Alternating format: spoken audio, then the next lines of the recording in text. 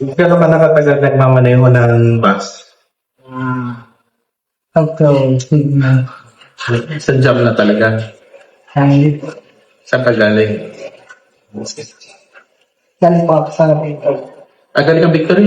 Ano nangyari kagabi? Nakalinya naman ako ng maayos, pakaliwa ng Aurora. Bakit bigla kang bumalagbag ng ganun sa gitna? Maiipit mo kami, liit lang ang sasakyan. Kagabi naman sa inisip ko kasi maraming ko yung daan na pa kanan. Oh, pero gabi naman hindi naman yung kalye. Yung bang kalye, dalawa yun, pakaliwa? O isa lang? O isa lang, di ba? So doon pa lang may violation ka, doon sa pagkaliwa mo. Huwag kang kakaliwa na nasa gitna ka ng linya. Luminya ka. Di ba? O. Tapos pag hinabol mo pa ako, tinutukan mo ako, iisang dangkalan layo mo sa likod ko, liit ko. Pag binagya mo ko, wala yung kotse ko doon. Minsan kasi yung isang pasero, kaya kung nasa kanan na po ako, kumano na po ako kasi magpapa-soy siya dun sa my ads. Siya ako nasa kanan na po. Kasi nung bago ka kumanan, tinutukan mo ko eh. Ano ba ang totoong storya no? Ikaw ba ay pagod? Ikaw ba ay may problema? Tagal na rin ako nagmamaneho. Very unusual yung takbo. Tutukan mo ko, isang dangkalan layo mo sa akin? Oo. Basta, lit-lit lang nung Yanis. Kaya sa akin sir, hindi ko naman kinukonser yung ano ko. Siguro kasalanan ko sa yung medyo talagang... Hindi, yung pagkaliwa mo, may violation ka doon? Wala? Meron natin yun. Ano no? Meron na yun. Okay. Kasi kinokorek kita. Nung tinutukan mo ko na gano'n, tama yun, hindi? Mali mo sir. Okay. Hindi, una, kumaliwa siya sa hindi kaliwaan. Nasa gitna siya na lane. Pagdating sa hall, sir, doon sa disregarding sa baseline na dapat sa kwento doon, sir. Pati niya lisensya ko.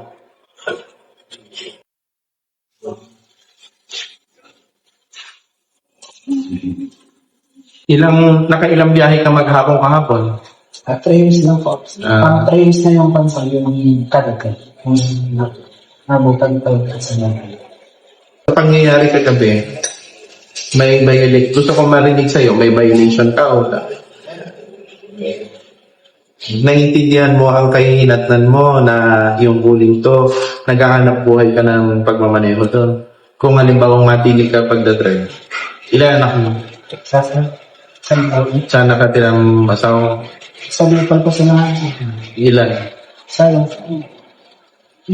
Sa taon pa lang po din ako. Sige. Ganito ha. Kaya kita pinapunta dito, dapat tutuluyan kita. Pero gabi nangyari ito, baka maaaring pagod ka na sa layo ng biyahe.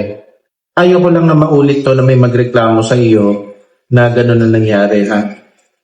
Kasi kung may magrereklamo sa iyo dyan at o kaya meron ka na namang violation, siyempre baka matanggalan ka na ng lisensya. Dito ka naghahanap buhay. Ayoko na lang maulit ha. Hindi ka namin patutuluyan, pero i-record ko to. Magsilbing tanda sa inyo yan. Hindi porke malaki yung bus ninyo, maliit lang yung sasakyan, hindi nyo pa kilala. Alam mo kung totoo ko, hindi mo ako hinabol. Paano ko na yun eh. Hinabol mo pa ako eh. Sige na po kaya po. Sige. Dahil gano'n na lang. Sana maging aral sa'yo to ah. Ano sir? Maging aral, ayoko mauulit ah. Iniisip ko kagabi kung tutuluyan kita eh. Pero bibigyan kita ng pagkakataon nyo. Pero ayoko na mauulit to ah. Kasi pag nakadisgrasya ka, buhay yung daladala mo tapos So, may naman ako ang record. Gawa namin ng report ko. Gawa mo na. Kunan mo na lang ng litrata. Pwede siya sumama sa amin. Oo, sama ka muna sa kanila. Yes. Sila na magre-release sa'yo ng license mo, ha?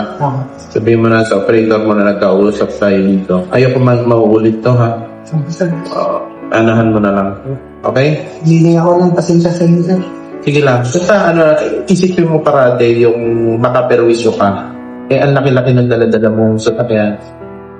Diba? Kung nagkasabitan tayo doon, nabangga mo ko, So, ano mangyayari ka? Siyempre, titigil ka sa pagmamaneho. Di ba? Eh, sino ang perwisyo? Yun lang yun. Sige lang. Okay, sama ka sa kanila.